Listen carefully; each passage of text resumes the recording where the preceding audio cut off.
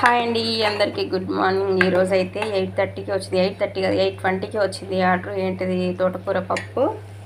ఇదిగోండి ఆలుగడ్డ వంకాయ కూర పులుసు. ఇవ్వండి 3 500 ml బాక్సెసే 3 ప్యాక్ చేశానండి. ఈరోజు అయితే 10:30 to 11:30 మధ్యలో లైవ్ పెడతానండి. ఎందుకంటే అసలు ఎందుకో వీడియోస్ వెళ్ళట్లేదు. చూద్దాం, లైవ్ పెట్ట కూడా చాలా రోజులు అయింది కదా. సరేనా? వీడియో చూసి ప్రతి ఒక్క లైవ్లోకి రండి, ఓకేనా?